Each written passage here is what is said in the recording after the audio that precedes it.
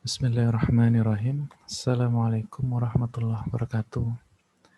Baik, mahasiswa, teman-teman, mas mbak sekalian, pada pertemuan kali ini kita akan membahas mata kuliah farmasi fisika, yaitu berkaitan dengan mikromeritika. Oke.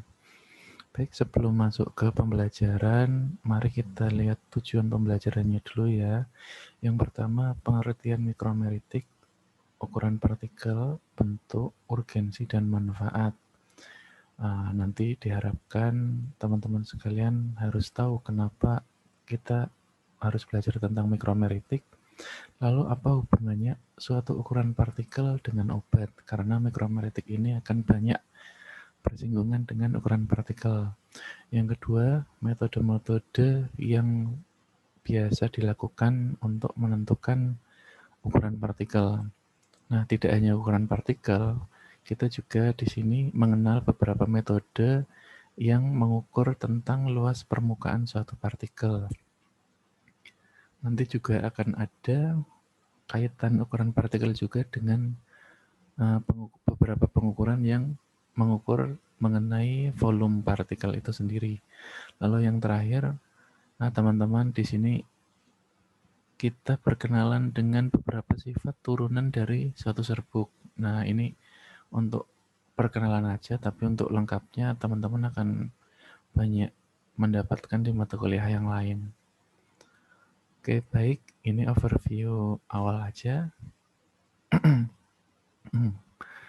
Jadi seperti biasa saya buatkan mapping dulu untuk pembahasan mikromeritika kuliah pada hari ini. Mikromeritik nanti kita akan membahas tentang pendahuluannya, lalu beberapa metode pengukuran dan sifat turunan serbuk. Lalu untuk pendahuluan nanti kita membahas tentang pengertiannya, manfaat dan urgensinya, lalu metode pengukuran tadi ya sudah mengukur ukuran partikel, volume, dan luas permukaan. Lalu ada beberapa sifat turunan dari serbuk itu sendiri. Oke, yang pertama kita masuk ke bagian pendahuluan. Oke, oh ya saya lupa, ini saya buatkan mind map dan juga saya buatkan banyak tulisan. Nanti teman-teman juga bisa baca sendiri di sini karena khusus mikromeritika akan lumayan banyak tulisan-tulisan ini. Jadi kalau saya baca mungkin kurang menarik ya. Dan teman-teman juga nanti di sini bisa baca sendiri. Oke, dan saya intinya langsung aja. Oke, yang pertama mikromeritika adalah suatu ilmu pengetahuan yang mempelajari tentang ukuran dari partikel-partikel yang kecil. Nah, tapi sebelum kita membahas tentang mikromeritik, ada baiknya kita review dulu. Kemarin di college sudah kan. Nah, pada intinya kita harus tahu dulu tentang dispersi dalam suatu produk-produk farmasi yang dikenal ada 3 macam, yaitu dispersi larutan atau molekuler ya. Dispersi molekuler kita biasa sebut dengan larutan, lalu ada dispersi koloid dan dispersi kasar.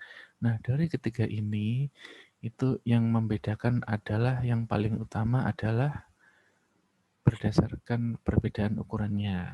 Nah, kalau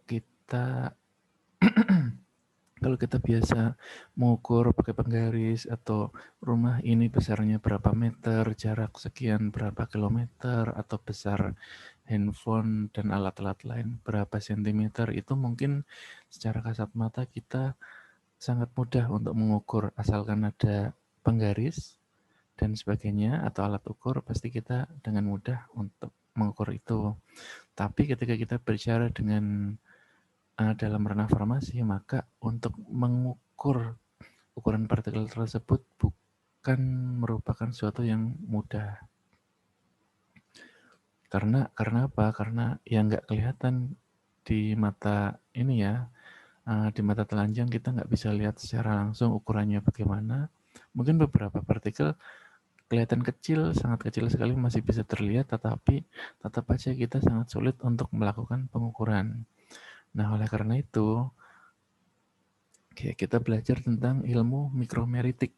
Karena obat Dan bidang-bidang farmasi yang kita geluti ini memang kaitannya dengan benda-benda yang super kecil ya. Dari mulai bakteri, lalu partikel-partikel obat, serbuk-serbuk yang digunakan dan sebagainya itu sangat kecil ukurannya. Oke, ini ini bagian intinya aja dari yang tulisan pendahuluan tadi. Jadi pada intinya mikromeritik ini kita mempelajari tentang ukuran partikel-partikel yang kecil. Nah, yang kita pelajari itu ada apa aja? Ada bentuknya, ukurannya, lalu volume atau beratnya, lalu distribusi dari partikel itu, maksudnya ukuran ini beratnya sekian, ada berapa banyak, itu nanti dijelaskan di belakang. Nah, selain itu juga ada sifat-sifat lain yang mendasari partikel kecil tadi. Dalam hal ini adalah sifat turunan serbuk tadi. Nah, kenapa kita harus belajar tentang mikromeritik? Karena ya jelas obat itu hubungannya sangat erat kaitannya dengan yang namanya partikel-partikel kecil ya, karena si partikel kecil ini bisa mempengaruhi kualitas. Yang pertama kualitas, yang kedua efikasi, itu bukan eviasi ya. Oke, sebentar. Efikasi atau manjur enggak gitu ya. Yang ketiga adalah produksi obat itu sendiri. Nah, sederhananya gimana? Yang pertama kita masuk ke pembuatannya dulu, yang paling bawah ya. Nah, kalau kita mau buat obat atau misalkan kita mau buat rumah, itu kan kita ada spesifikasi tertentu, misal batu bata harus sekian, ukuran kamar harus sekian, sama dengan produk farmasi. Nah, beberapa bahan farmasi itu memang kita harus tahu spesifikasi produknya, spesifikasi bahan bakunya, dan juga spesifikasi produksi itu sendiri. Contohnya ketika kita mau melakukan suatu pembuatan tablet. Nah, kita harus tahu berapa ukuran partikel yang kita gunakan, tablet paracetamol contohnya ya. Nah, itu nanti hubungannya dengan proses pembuatan itu sendiri, karena ukuran yang beda itu bisa menyebabkan proses yang beda juga. Jangan bayangkan kita buat obat itu kayak kita masak di dapur atau kita buat adonan kue dan sebagainya, karena yang namanya kita buat obat itu sangat banyak sekali batch-nya. Artinya kalau kita buat roti cuma satu, kalau kita buat obat sekali buat itu bisa sampai puluhan ribu, dan itu sudah diotomatisasi oleh mesin. Oleh karena itu ada spesifikasi-spesifikasi yang harus kita perhatikan. Salah satunya adalah ukuran partikel, bentuk, volume, dan sebagainya. Dan ini nanti teman-teman pelajari di teknologi sediaan farmasi. Lalu yang kedua, itu berkaitan dengan kualitasnya. Kita langsung loncat ke yang paling atas ya. Kalau kita sudah buat diproduksi, maka dalam tanda tanya kita bertanya-tanya ya, ini produk berkualitas enggak gitu kan. Nah, kualitas bisa dilihat dari mana? Disolusinya bagus enggak? Disintegrasinya bagus enggak? Lalu obat ini setelah larut, setelah mudah disolusi dan disintegrasi, dia pastinya mempercepat absorpsinya gitu kan. Lalu stabilitas DN ini maksudnya contohnya ketika kita buat suspensi dan emulsi, kita perlu spesifikasi ukuran yang ingin kita gunakan. Oke, kemarin kan kita sudah belajar dispersi koloid kan. Nah, kalau kita misalkan membuat dispersi suatu emulsi itu terlalu kecil, itu pasti bisa saja tidak sesuai dengan ini ya, stabilitas, bisa mengalami agregasi atau kerusakan atau enggak stabil. Begitu juga kalau terlalu besar gitu. Nah, dalam kita buat kita juga harus tahu ukurannya berapa. Nah, artinya kita harus bisa mengukur dengan cara mikromeritik. Lalu yang ketiga, efikasi itu sendiri. Jelas ya, ketika kualitasnya sudah bagus, obat sudah terdisolusi, disintegrasi, absorpsi, dan sebagainya, maka yang namanya efek farmaseutis pasti optimal ya, karena ukurannya sesuai yang pertama. Yang kedua, contohnya nanti teman-teman akan membahas tentang luas permukaan.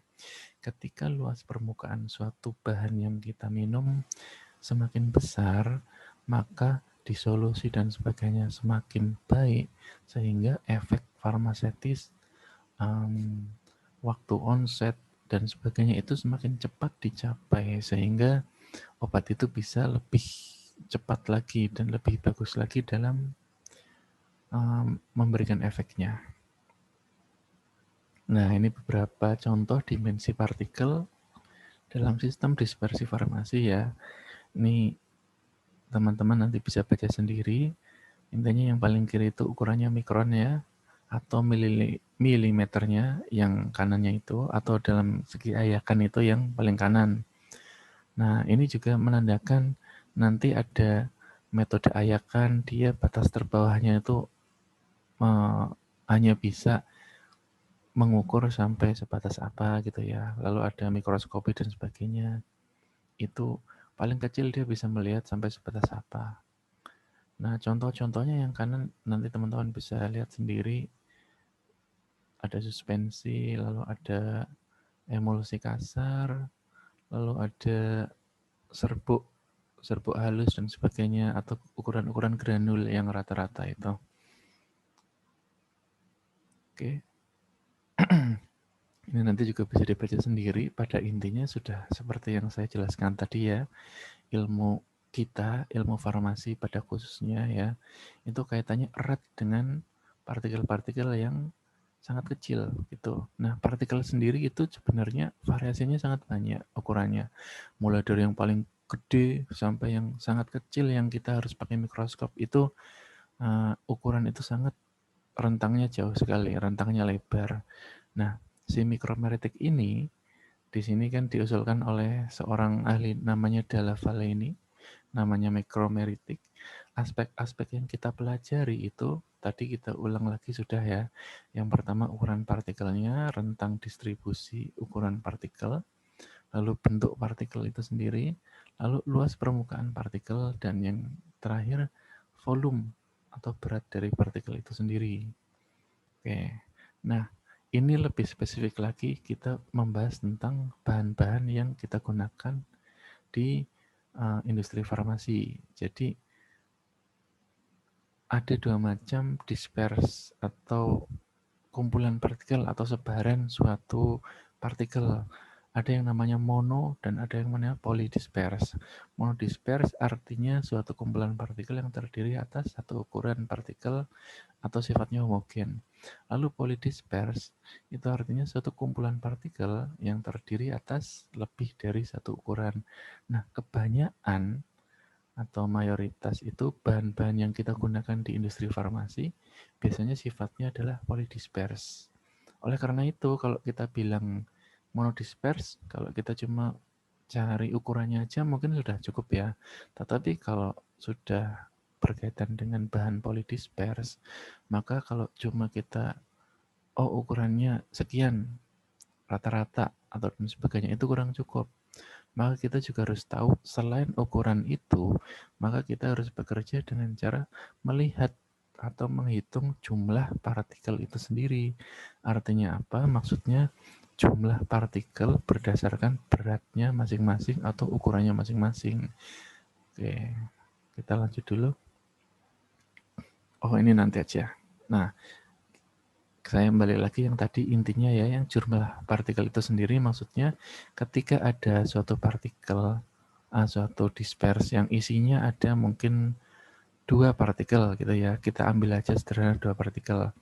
Partikel A ukurannya 1 mm, partikel B ukurannya 5 mm. Nah, ini rata-ratanya kan berarti 3 mm gitu kan. Nah, kita nggak bisa bilang seperti itu. Kita harus tahu ukuran 1 mm itu jumlahnya berapa, ukuran 5 mm juga jumlahnya berapa. Nah, itulah yang harus kita ukur, tidak hanya ukuran partikelnya tok gitu. Nah, gimana cara ngukurnya? Kalau cara ngukur di sini analoginya seperti ini ya. Secara fisika, kan kita berangkat dari secara fisika ya, farmasi fisika. Jadi ada yang namanya suatu partikel. yang bentuknya sferis atau bola, dan ini partikel dengan luas permukaan yang paling kecil dan bentuk yang paling sempurna gitu ya. Nah, kalau kita menemukan partikel-partikel seperti ini, pasti gampang ukurnya ya, dengan cara luas permukaannya suatu bola aja, atau kita gunakan rumus volumenya bola gitu. Akan tetapi yang namanya apa namanya, yang namanya partikel seperti ini dengan bentuk seperti ini itu mungkin hampir tidak ada di dunia ini. Oleh karena itu kita susah yang namanya menentukan partikel berdasarkan diameter dan sebagainya gitu ya. Karena partikel di dunia ini rata-rata tuh nggak simetris, dan semakin tidak simetris si partikel itu, maka kita menentukan diameternya itu juga semakin sulit gitu. Maka kita dalam menentukan diameter-diameter suatu partikel, entah itu di farmasi atau di sebagainya, kita gunakan solusinya adalah dengan kita menggunakan ukuran equivalent spherical diameter. Nah, apa sih equivalent spherical diameter? Seperti ini. Jadi di pendahuluan aja, pada intinya equivalent spherical diameter yaitu ukuran ini, ukuran yang merepresentasikan ukuran partikel, suatu ukuran partikel tertentu ya, dengan menghubungkannya dengan diameter suatu sphere atau bola yang memiliki luas permukaan, volume, dan diameter yang sama. Artinya apa? Ketika kita punya suatu partikel, contohnya ya, itu yang paling kanan itu banyak sekali beberapa contoh ini apa namanya, bahan-bahan farmaseutis yang bentuknya seperti itu. Jadi jelas nggak ini ya. Ada yang spherical tapi banyak sekali yang tidak spherical atau tidak bulat sempurna. Nah, gimana caranya kita gunakan suatu diameter yang diameter itu akan ekivalen dengan suatu spherical itu sendiri. Atau maksudnya kalau irregular atau bentuknya nggak jelas seperti itu ya, kita asumsikan dia memiliki diameter tertentu yang ketika kita proyeksikan maka merepresentasikan terhadap suatu sphere atau bola yang sempurna. Itu namanya equivalent spherical diameter. Nah, beberapa macam diameter pengukuran atau di sini terminologi diameter itu yang seperti tadi itu ada beberapa macam.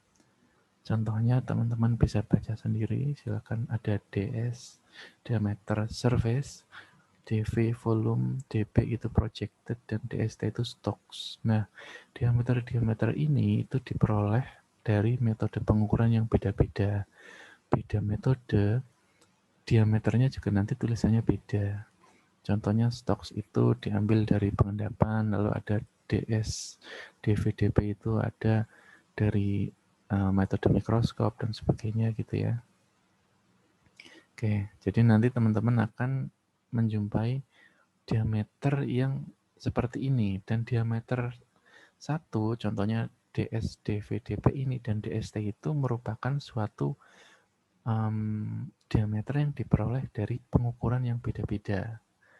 Oke, oleh karena itu kita nggak bisa menyamaratakan ya, misal nggak, atau membandingkan ketika kita punya diameter yang kita ukur dengan mikroskopi, lalu kita ukur dengan pengendapan nanti stok itu, kita nggak bisa membandingkan. Kalau mau membandingkan ya stocks dengan stocks, atau diameter yang dengan mikroskop juga kita bandingkan sama dengan mikroskop, dan itu pun nanti akan ada lebih spesifik lagi. Oke, untuk yang pertama tadi pendahuluan sudah ya. Oke, setelah ini kita lanjutkan ke video yang kedua, yaitu metode penentuan ukuran partikel. Oke, saya akhiri dulu ya. Terima kasih.